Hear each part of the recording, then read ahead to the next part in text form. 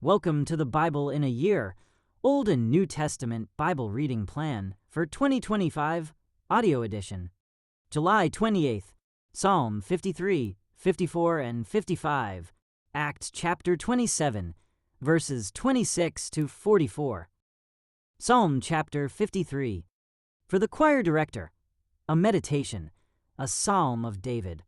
Only fools say in their hearts, "There is no God."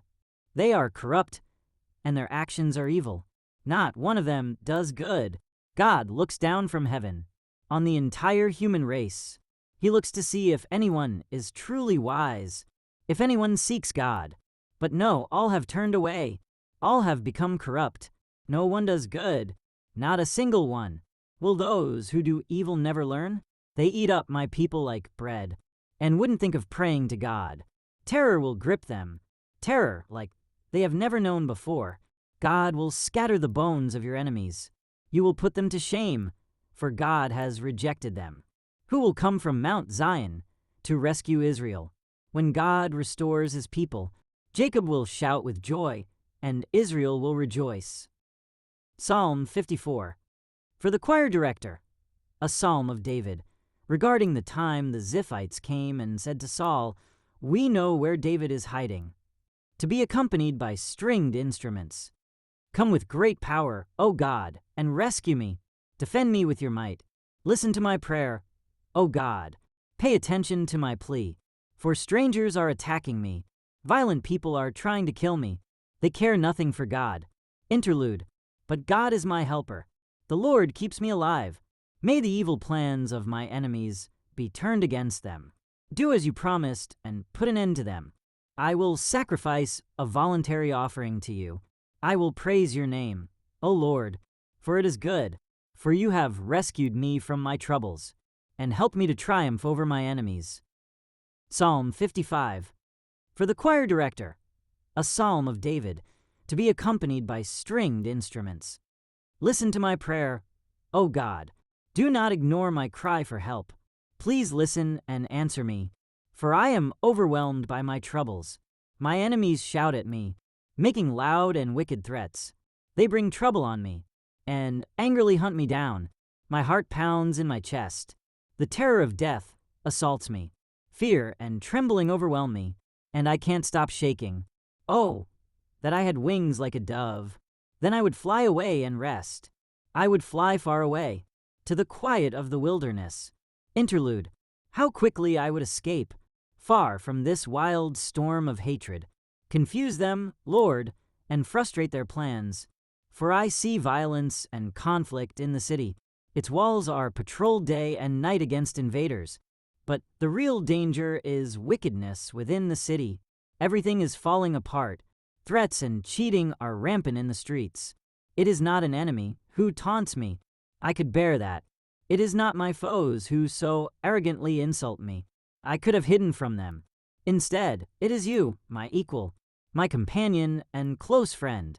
What good fellowship we once enjoyed as we walked together to the house of God. Let death stalk my enemies. Let the grave swallow them alive, for evil makes its home within them. But I will call on God, and the Lord will rescue me. Morning, noon, and night, I cry out in my distress, and the Lord hears my voice. He ransoms me and keeps me safe from the battle waged against me, though many still oppose me. God, who has ruled forever, will hear me and humble them. Interlude. For my enemies refuse to change their ways. They do not fear God. As for my companion, he betrayed his friends. He broke his promises. His words are as smooth as butter, but in his heart is war.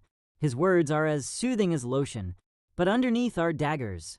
Give your burdens to the Lord, and he will take care of you. He will not permit the godly to slip and fall. But you, O God, will send the wicked down to the pit of destruction. Murderers and liars will die young, but I am trusting you to save me. Acts 27, verses 26 to 44. 26, but we will be shipwrecked on an island. The shipwreck. About midnight on the 14th night of the storm, as we were being driven across the Sea of Adria, the sailors sensed land was near. They dropped a weighted line and found that the water was 120 feet deep. But a little later they measured again and found it was only 90 feet deep. At this rate, they were afraid we would soon be driven against the rocks along the shore, so they threw out 4 anchors from the back of the ship and prayed for daylight.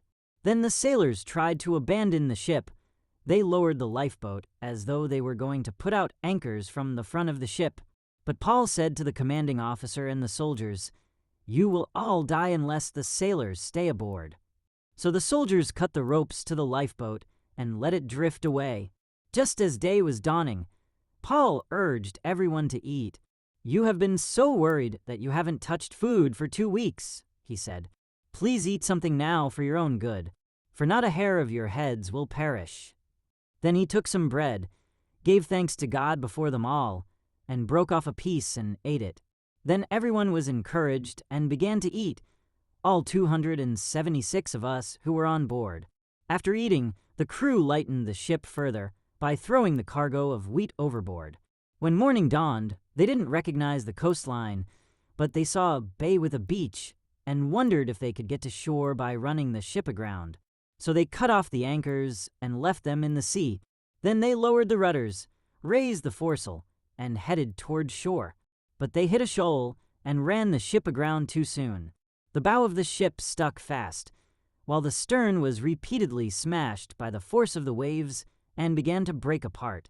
The soldiers wanted to kill the prisoners to make sure they didn't swim ashore and escape, but the commanding officer wanted to spare Paul, so he didn't let them carry out their plan.